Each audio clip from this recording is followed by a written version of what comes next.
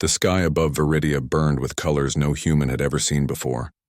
Not the soft oranges of sunset or the deep purples of twilight, but sharp, jagged streaks of crimson and silver, cutting across the heavens like wounds in the fabric of space. Below, in the capital city of Havenport, people stopped in the streets. Children pointed. Workers dropped their tools. Even the birds fell silent. High above the planet, 3 massive ships hung in orbit. They were unlike anything in human records, sleek, obsidian black, shaped like blades folded in on themselves. No lights, no markings, just silence and shadow. Then came the voice. It poured from every comm unit, every public screen, every personal device, even those turned off. It was cold, mechanical, and utterly certain. Surrender your defenses, cease all resistance, submit to the Krell Dominion. Failure will result in total annihilation. Panic erupted. But Viridia had no army to speak of. It was a farming colony, settled only 80 years earlier by idealists who dreamed of peace beyond Earth's wars. Their only weapons were mining lasers and a few outdated patrol drones. Yet they had one thing the Krell did not expect: stubbornness. Governor Mira stood on the observation deck of the Central Command Hub, her hands clenched behind her back. She was not a soldier. She had been a botanist once, tending to genetically engineered wheat that could grow in thin soil. Now she was the face of a world about to be erased. "Can we talk to them?" she asked, voice steady despite the tremor in her knees. "No response to hails," said Joss, the comms officer, sweat beading on his forehead.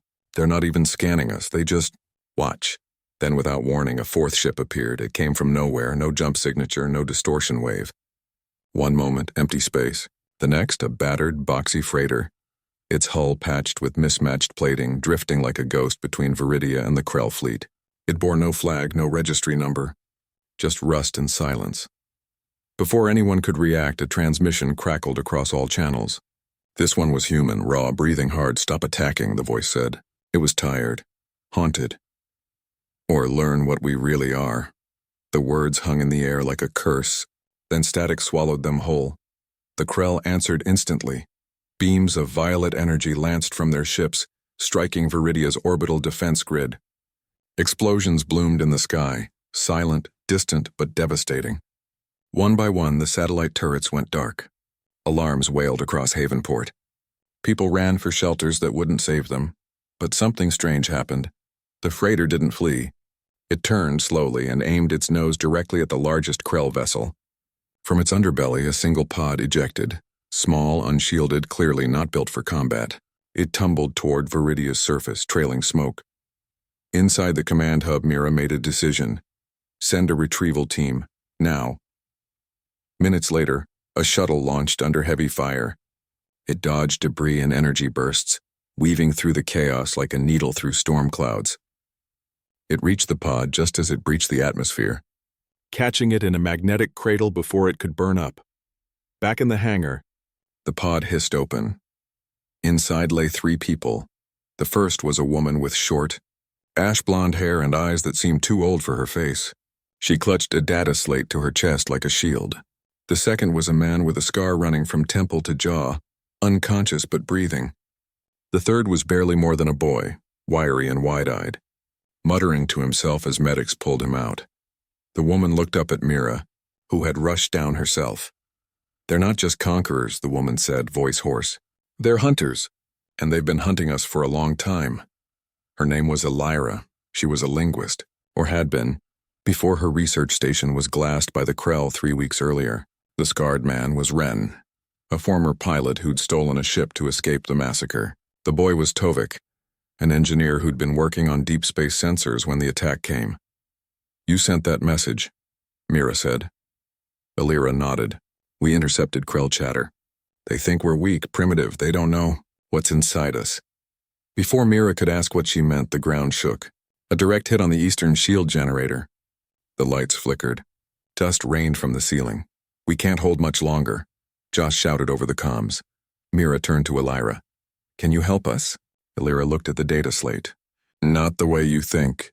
But if we run, maybe we live long enough to warn others." Evacuation began immediately. Only 3 shuttles were spaceworthy. They loaded them with as many people as they could. Children first, then medics, then engineers. Ren, now awake and grim-faced, took the controls of the oldest shuttle, the Wayfarer, its engines groaning in protest. Tovik stayed behind for a moment, fiddling with a handheld scanner. "Something's out there," he whispered. "What?" Alyra asked, in the debris field. After the Krell fired, something moved, faster than light, but not a ship, like a ripple. Alyra frowned. "Did it attack the Krell?" "No, it just watched." They boarded the Wayfarer as the last shield failed. The sky turned white, then red, then black. The shuttle launched just as Havenport collapsed into fire. For hours they drifted in silence, hiding in the shadow of Viridia's moon. Below, the planet burned. The Krell ships lingered, scanning for survivors. But they didn't find the Wayfarer. It was too small, too quiet. Inside, the refugees huddled together, wrapped in thermal blankets, staring at nothing. Ren piloted with one hand, the other gripping a photo of his sister, lost in the first strike. Tovik kept checking his scanner, though it showed nothing now. Alyra sat alone, replaying the Krell transmission over and over in her mind. There was something beneath the words. A pattern, a rhythm that didn't match any known language structure. It felt artificial, too perfect, like it wasn't spoken by a being at all, but generated by a machine mimicking speech. And then there was their own message, the one they'd sent. The last words before war. "Stop attacking or learn what we really are." Who had written that? Not her, not Ren. They'd found it already, broadcasting from a dead satellite near the outer rim. It had been repeating for days before they arrived. Someone or something knew the Krell were coming, and knew what humans could become. As the Wayfarer limped toward the edge of the system, Tovik suddenly sat up straight. "Ren," he said quietly. "Look at the rear sensors." Ren checked. His blood ran cold. A single Krell scout ship had broken off from the main fleet. It was following them, not fast, not aggressive, just tracking. "They know we got away," Alyra said. "Can we outrun it?" Mira asked, her voice hollow. Ren shook his head. "Not with these engines, but maybe we don't have to." He tapped a course into the nav computer. A jump to the Helios Reach system, a graveyard of dead stars and abandoned colonies. No one went there. Nothing of value. Perfect for hiding. As the shuttle prepared to jump, Alyra looked out the viewport at the burning dot that had been Viridia. She thought of the message, of the ripple Tovik saw, of the way the Krell had paused just for a second after hearing those words. They weren't afraid of humans, but they were afraid of what humans might become. The engines hummed. Space bent, and the Wayfarer vanished into the dark. Behind them, the Krell scout ship slowed. It hovered over the ruins of Viridia, as if listening to something only it could hear. Then, without warning, its hull cracked open from the inside. Metal peeled back like skin. Lights died. The ship went dark. In the silence of space, a new signal began to pulse, soft, rhythmic, repeating the same phrase over and over. "Stop attacking, or learn what we really are." But there was no one left to hear it. Months passed in the cold dark between stars. The Wayfarer limped through dead systems, its hull patched with scavenged metal, its power cells running on fumes. Inside, the survivors grew thinner, quieter. Hope had worn down to a dull ache. They followed Ren's plan: stay hidden, stay silent, stay alive. But silence had a cost. Some nights people cried without sound. Others stared at the walls until their eyes burned. Alyra spent her days studying the strange signal they'd picked up near Viridia. It wasn't just words. Buried beneath the warning was a pattern, a sequence of pulses that repeated every 73 hours. She didn't know what it meant, but it felt like a clock, ticking toward something. Tovik, meanwhile, tinkered with every piece of broken tech he could find. He'd salvaged a Krell comms unit from debris near Viridia's orbit. It shouldn't have worked. It was fused, scorched, half-melted, but when he touched it, it hummed. Not with power, with something else. Like it remembered being alive. Ren rarely spoke. He flew. He watched the sensors. He dreamed of black oceans and voices calling his name in perfect human speech. He never told the others. But Alyra saw it in his eyes, the fear that he was losing his mind. Then came Helios Reach. It wasn't on any current star chart. Once it had been a thriving hub, a crossroads of trade and science. Now it was a graveyard. Dozens of ships floated in orbit around a dead star, their hulls torn open, their innards spilled into space like guts. No explosions. No laser burns, just unraveling. The Wayfarer drifted through the wreckage. Silence pressed against the hull like water. Those are Krell warships, Mira whispered, her face pale in the dim light. All of them. Elira leaned over the sensor display. No life signs. No energy readings. It's like they were emptied. Tovik pointed to a flicker on the screen. There's a signal. Weak but steady. Coming from the center. Ren didn't like it. Could be a trap. It's the same signal, Elira said. The warning. But layered, like it's been folded into itself. Against his better judgment, Ren guided the shuttle deeper into the field. They passed a Krell destroyer split cleanly in half. Its interior twisted into spirals of metal that shouldn't exist. Another ship had its bridge grown over with crystalline structures glowing faintly blue. None of it made sense. Then they saw it. At the heart of the graveyard floated a single object. A sphere, smooth and black, no larger than a house. It pulsed once as they approached like a heartbeat. Tovik's scanner went wild. It's not metal, not rock, it's something else. Reading energy levels off the scale, but no heat, no radiation. Elira felt a chill. It's broadcasting the countdown. What countdown? Mira asked. The one in the signal. It's not just a warning. It's a timer, and it's almost done. Before anyone could respond, the sphere opened, not with doors or hatches. It simply split down the middle like a seed pod, revealing a hollow interior lined with soft shifting light. No weapons fired, no alarm sounded. Just an invitation. Ren wanted to leave. But Elira stepped forward. We need to know what happened here. If this is what stops the Krell, we have to understand it. After a long silence, Ren nodded. 1 hour? Then we go, no matter what. They suited up and crossed the void in a tethered pod. Inside the sphere, gravity returned. The air was warm, clean, and carried a faint scent like rain on dry stone. The walls shimmered, showing images, not recordings, but memories. A Krell fleet arriving, arrogant, confident, then confusion. Then terror. The ships didn't explode. They unraveled, as if reality itself had turned against them. In the center of the chamber stood a console, or what looked like one. It responded to touch. When Elira placed her hand on it, words formed in her mind, not in any language, but in pure meaning. You are late. She gasped, pulling back. It's alive. Tovik examined the walls. Not alive like us, more like a machine that dreams. He found a data node, small, smooth, shaped like a teardrop. When he picked it up, the sphere shuddered. Lights dimmed. The images on the walls changed. Now they showed Earth, ancient cities, forests, oceans. Then flashes of something else, humans standing in ruins, eyes glowing, hands shaping fire from nothing. What is this? Tovik whispered. Elira's voice trembled. A record of what we can become. Suddenly, Ren's voice crackled over the comm. Get out. Now. On the Wayfarer's sensors, a new fleet had appeared at the edge of the system. Not Krell. These ships were different, sleek, silver, moving without exhaust trails. They gave off no signals, no heat, just presence. And they were coming straight for the sphere. We don't have time, Elira said, grabbing the data node. We need this. They ran back to the pod. As they launched, the sphere closed behind them, sealing as if it had never opened. The silver ships arrived moments later. They surrounded the sphere but didn't attack. Instead, one detached from the group and glided toward the Wayfarer. Ren fired the engines, but the shuttle was too slow. The silver ship matched their speed effortlessly. Then, without warning, it opened a bay. Not to fire, to receive. A voice came through the comms, calm, gentle, human in tone, but not human in origin. You are safe. Come inside. Ren hesitated. It could be a trick. But Elira looked at the data node in her hand.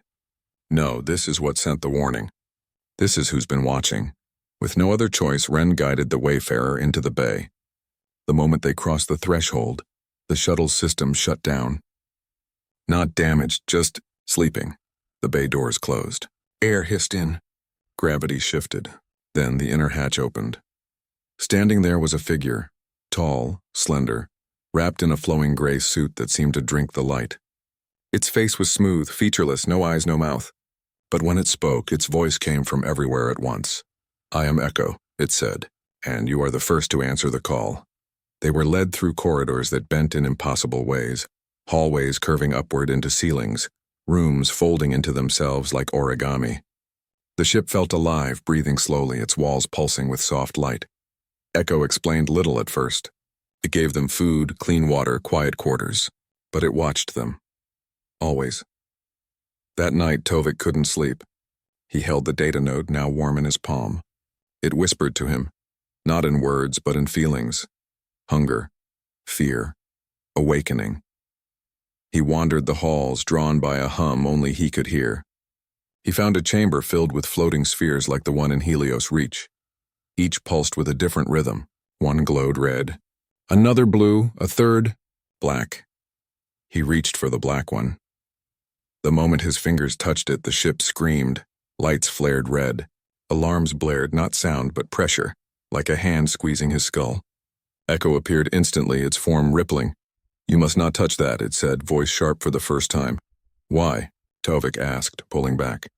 "That is the silence between stars. The end of the song. It is not for you." But it was too late. The node in Tovik's pocket had synced with the black sphere. And somewhere far away something heard. 3 days later the Krell returned, not a scout, not a patrol, a full armada, dozens of warships bristling with weapons, burning through the void like a storm of knives. They had tracked the Wayfarer, or perhaps they had tracked the signal now leaking from Tovik's node. Echo gathered them in the central chamber. "The Krell believe you are hiding here," it said. "They will destroy this ship to be sure." "Then run," Ren said. "We cannot," Echo replied. "This vessel is a seed. It must stay, but you can leave, or you can stay and face them." Elira stepped forward. "Why warn us? Why help us at all?" Echo turned its blank face toward her. "Because you are not what they think you are, and soon neither will you." Outside, the Krell fleet formed a ring around the silver ship. Weapons charged. The void grew heavy with threat. Then from deep within the ship a new sound began. A low, resonant tone that vibrated through bone and metal alike. The walls glowed brighter. The air thickened. Echo spoke one last time. "The choice is yours. Flee, or awaken." Ren looked at Elira. Elira looked at Tovik. Tovik looked at his hands, now trembling, now flickering, as if they weren't quite real. In the distance, the first Krell beam fired, and the silver ship did not dodge. It opened. The silver ship did not dodge. It opened, not its doors, not its weapons. It opened like a flower in bloom, its hull peeling back into layers of light and shadow. From its core, a wave of silence spread outward. Not empty silence, but a presence so vast it made sound seem small. The Krell beam struck it and vanished, not deflected, not absorbed, but simply undone, as if it had never been fired. Inside the chamber, Elira, Ren, and Tovik stood frozen.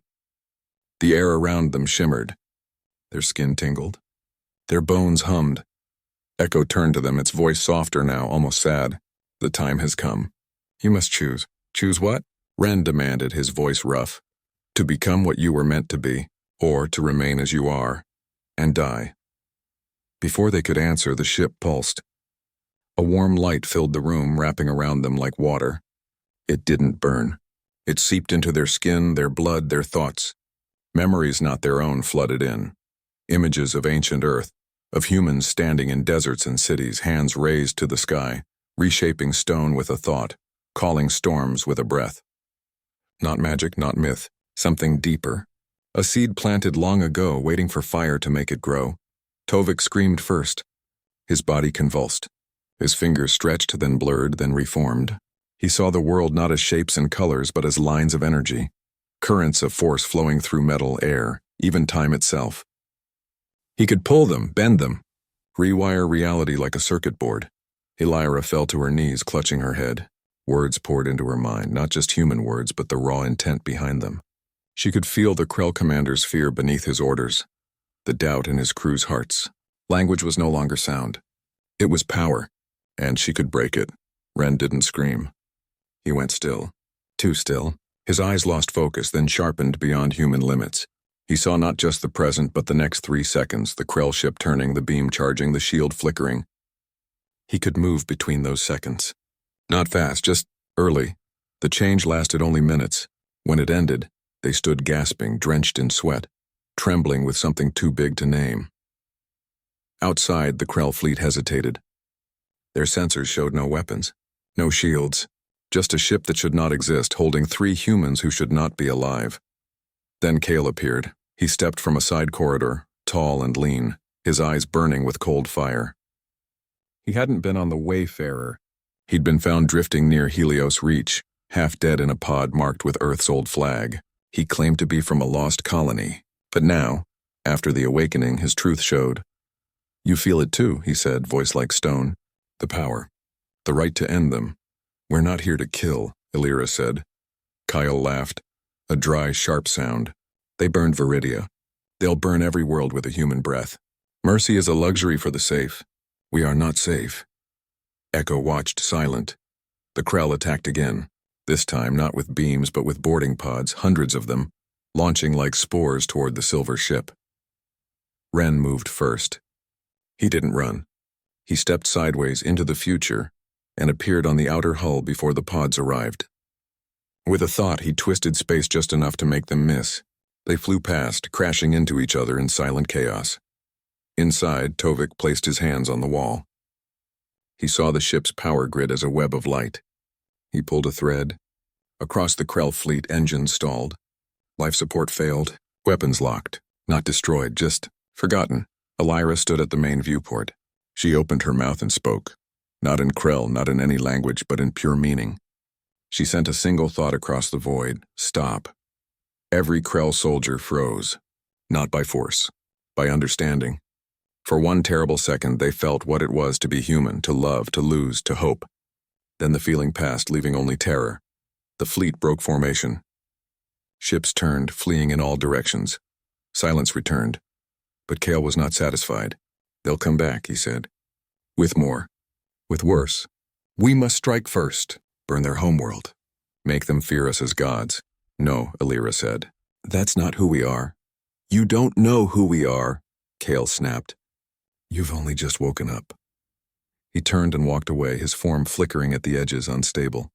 Echo finally spoke. "The awakening is not perfect. Some minds cannot hold the truth. They break. Or they twist it into weapons. What do we do now?" Ren asked, his voice tired. "You learn control," Echo said. "You find others like you. And you decide, will you be shields? Or swords?" Days passed. The silver ship drifted, healing itself.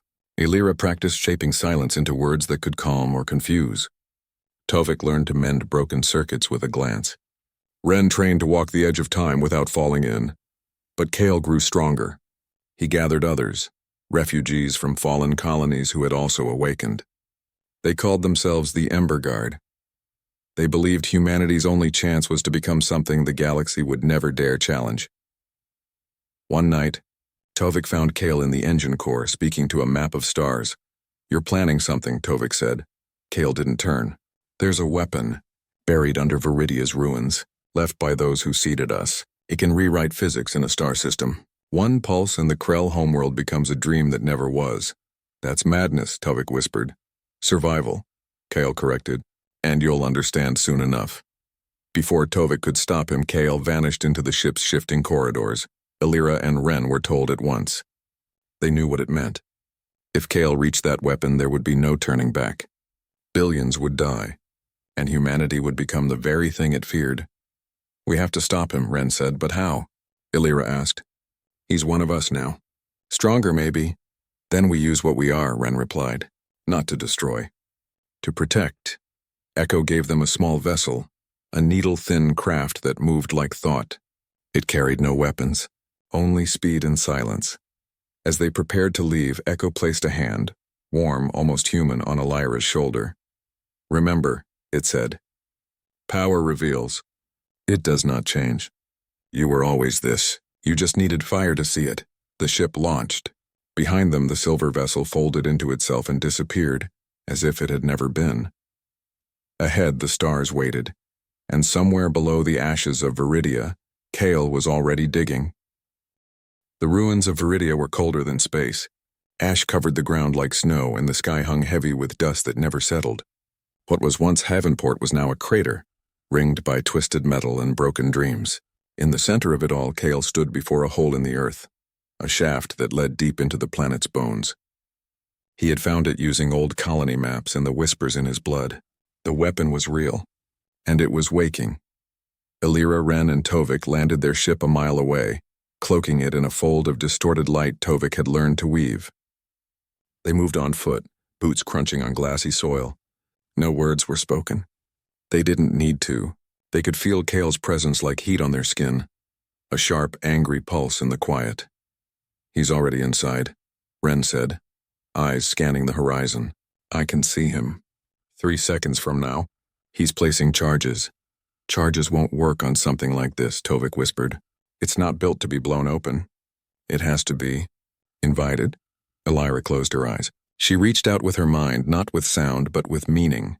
She brushed against Kyle's thoughts, fear wrapped in fury, grief turned to stone. He wasn't just angry at the Krell, he was angry at the universe for letting them win, and now he believed only fire could answer fire. "We have to talk to him," she said. Ren shook his head. "He won't listen." "Not anymore." They entered the shaft. The walls were smooth, carved not by tools but by something that shaped rock like clay. Symbols glowed faintly along the path. Human symbols, but older than any known language. Tovik touched one. It flared blue under his fingers. "This place, it knows us," he murmured. Deep below they found Kale in a vast chamber. In the center floated a sphere, not metal, not stone, but something between. It pulsed slowly like a sleeping heart. Around it, Kale had wired crude power cells, jury-rigged from Krell tech. He turned as they entered, his eyes burning with silver light. "You came to stop me," he said. It wasn't a question. "We came to remind you who we are," Illyra replied. Kale laughed, but there was no joy in it. "We are survivors, and survivors do what they must." "You're going to kill billions," Ren said. "Innocents, children just like Viridia." "They chose war," Kale snapped. "They're leaders. Their empire. They made the choice when they burned our homes." "And if we do the same," Illyra said softly, "what does that make us?" Kale's face twisted. "Better than dead." He turned back to the sphere. "The weapon is ready." One command and their star collapses into a knot of thought. No explosion, no pain. Just gone. Like they never were. Tovik stepped forward. "That's not how it works. I can feel it. This thing, it doesn't destroy. It reveals. It shows what's inside. If you use it in anger, it won't erase the Krell. It'll erase you." Kyle ignored him. His hand hovered over a control node. Ren moved. Not fast. Not with force. He stepped into the next second, appearing beside Kale before the thought to press the node had fully formed. He grabbed Kale's wrist. Kale snarled and twisted, his body flickering. Energy crackled between them. The air grew thick, hard to breathe. The chamber walls groaned as reality strained under their power. Illyra spoke then, not to Kale's ears but to his mind. She sent a memory, Viridia before the fire. Children laughing in the wheat fields. Old men playing cards under the twin moons. The smell of rain on dry soil. Peace, not weakness, choice. Kale faltered. For a heartbeat, the fire in his eyes dimmed. Then he shook free. "Sentiment won't save us," he growled. "Only strength will." He slammed his palm onto the node. The sphere flared white. The ground shook. The ceiling cracked. Light poured from every seam in the chamber. Outside, the sky split open, not with fire, but with eyes. Hundreds of them floating in the air, watching. Not human. Not Krell. Something older. The weapon was awake and it was judging. Tovik cried out as the energy surged through him. He saw the lattice of the universe, the threads that held stars and souls together. Kale's command had torn one. Now it was unraveling. "We have to stop the feedback," he shouted. "How?" Ren yelled over the roar. "Someone has to take the pulse. Redirect it, but it'll burn them out." Illyra understood first. No, but Ren was already moving. He stepped into the center of the chamber, arms wide. "Do it, Tovik. Ren, you'll die." "I'm already halfway gone," he said, glancing at Illyra with a sad smile. "The ocean's been calling. Might as well answer." Tovik hesitated only a second. Then he placed his hands on the floor and pulled, not on the weapon, but on Ren. He opened a channel in the energy flow, guiding the backlash through Ren's body and out into the void. Light swallowed Ren whole. For a moment, he stood there, glowing, beautiful, more than human. Then his edges blurred. His form thinned. His voice came not from his mouth, but from the air itself. "Tell them. We chose mercy, and then he was gone. Not dead, not alive. Dissolved into the fabric of space. A ghost in the machine of the universe. The sphere dimmed. The eyes in the sky vanished. The weapon fell silent. Kale collapsed to his knees, tears cutting tracks through the ash on his face. The rage was gone.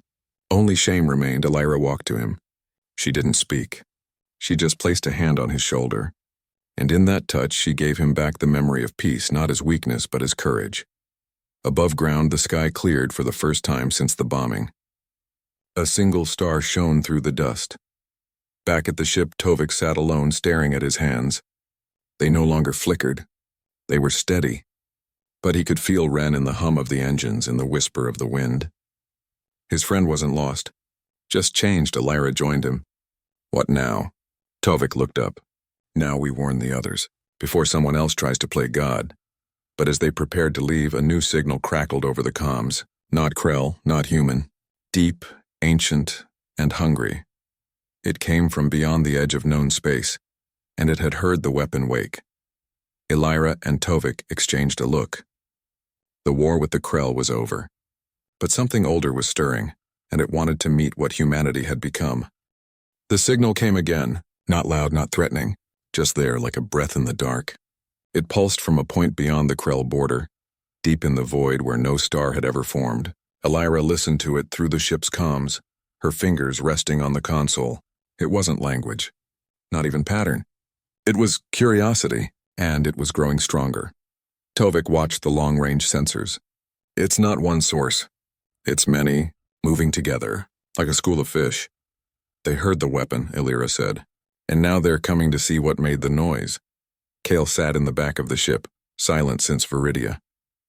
He hadn't spoken much, but he helped where he could, fixing wires, scanning for threats, standing watch. The fire in him had cooled to embers. He carried Ren's loss like a stone in his chest. They couldn't run. Not this time. Whatever was coming, it was faster than light, older than empires. Hiding wouldn't work. So they did the only thing left. They waited. Days passed. The signal grew clearer. It began to shape itself into something almost like words. Simple, repeating phrases that echoed in the mind long after the sound faded. Show us. Prove it. Are you ready? Then the sky changed, not with ships, not with weapons. The stars themselves dimmed as if something vast had passed between them and the galaxy. Then, in the empty space ahead, a shape appeared. Not solid, not empty. It shifted. Sometimes a ring, sometimes a spiral, sometimes a face made of shadow and starlight. Around it, smaller forms danced like sparks. Elira opened a channel. We are human. We mean no harm. The response came not through sound, but through feeling. A wave of ancient thought that filled the ship like water. It carried images. Worlds rising and falling. Civilizations blooming and burning. Species reaching for the stars only to vanish into silence. And among them always a question. Why do you survive? Tovik answered without speaking. He reached out with his new senses and touched the energy field around the shape. He showed them Viridia, not just the fire, but the choice after. He showed them Ren's sacrifice. He showed them Kale's shame, Elira's words, the moment they chose not to become monsters. The shape stilled. Then it spoke, not in words, but in a single clear thought that echoed in all their minds at once. You are the test. Elira frowned. What test? Long ago we seeded many worlds. We gave each a spark, a chance to rise, to choose, to become more than flesh. Most failed. They turned power into chains. Or weapons. Or graves. You held back. Even when you could have ruled. Even when you could have erased your enemy. That is rare. Kale stood up slowly. So you're the ones who put the seed in us? We watched, we waited. We hoped. Tovik looked at his hands. And the Krell? They were never seeded. They are what happens when a species finds power without wisdom. They consume because they fear being consumed. You faced them, and did not become them. That is the answer we sought. The shape began to fade. But before it vanished, it left one final gift. A small crystal drifting through space toward their ship. Tovik caught it with a gentle pull of energy. Inside, it held a map. Not of stars, but of awakenings. Dozens of them. Scattered across the galaxy. Humans alone or in small groups just beginning to stir. They're out there, Elira whispered. Others like us, and they'll need guidance, Kale said. Not orders? Not war, just truth. The ancient presence withdrew. The stars returned to their places. The void felt lighter, as if a great weight had lifted. Back on course, the ship hummed softly. Tovik studied the crystal. There's one close. On a moon near the Krell border. A woman, she's scared. She doesn't understand what's happening to her. We go to her, Illyra said. Kale nodded. And to the others after. They flew not as soldiers, not as gods, but as messengers. They carried no weapons, only stories, only choices. Weeks later, they found the woman on the frozen moon. She had torn the ground with her bare hands, trying to bury the power she couldn't control. When she saw them, she raised a wall of ice, ready to fight. Illyra stepped forward, hands open. We're like you, she said. And we're here to help. The woman hesitated. Then the ice melted. One by one, they found the others. A boy who could bend light into illusions. An old man who heard the songs of dying stars. A pilot who could fly without a ship. Each afraid. Each alone. Each needing to know they weren't monsters. Illyra taught them words. Tovik taught them control. Kyle taught them restraint, the hardest lesson of all. The Krell never came again. Rumor said their empire fractured from within. Their people haunted by the memory of human eyes that saw into their souls. Some Krell even left their fleets searching for meaning in the silence after war. Years passed. The scattered awakenings grew into a quiet network. Hidden, careful, watching over the galaxy not as rulers, but as guardians. And in the deepest dark, where no signal reached, something else stirred. Older than the cedars, hungrier than the Krell, it had heard the echo of the weapon. It had felt the choice Viridia made. And it was coming. But that was a story for another time. For now, under a sky full of stars, Illyra stood on the hull of their ship, looking out at the endless night. Tovik joined her, his form steady, his mind calm. Kale stood a little apart, but no longer alone. They were not what they once were, but they were still human. And that, in the end, was enough.